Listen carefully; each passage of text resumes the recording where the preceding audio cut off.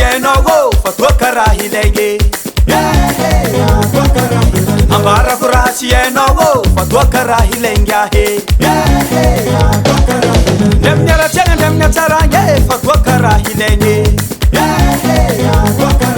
demnyara chenga demnyacharange fatwa karahilenge he fulangi no reza migyaka za utarnya myono vola asa fulangi na zawo pachali no foto vangaye fulangi no reza migyaka za utarnya myono vola asa fulangi na zawo pachali no foto vangaye ambara kurachi eno go utwa karahilenge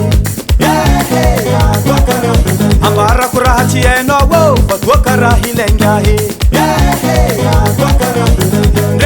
Resope, eti sulfati tuakani no fuande sangae fazamandeni nakaye. Resope, eti sulfati tuakani no fuande sangae fazamandeni nakaye.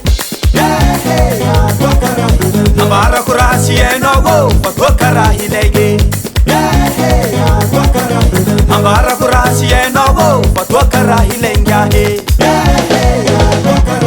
Ambila zaho, oya yeah, tia yeah. Ambila zaho ya, ambila zake katoka. Ambila no zaho, oya yeah, tia yeah. Ambila zaho ya, ambila zake katoka. Zamba ya nyami noru munaka, ambila zake katoka. Zamba ya nyami noru munaka, ambila zake katoka. Migaka za hufulangi nogo, ambila zake katoka. Migaka za hufulangi nogo, ambila zake katoka. Simigaka za tono la nivola, ambila zake katoka. Simigaka za tono la nivola, ambila zake katoka. Zasimtet kamarambo masuno, ambila zake katoka. Zasimtet kamarambo masuno, ambila zake katoka. Anom ni pizza metila take, ambila zake katoka. Anom ni pizza metila take, ambila zake katoka. Ambila zaho.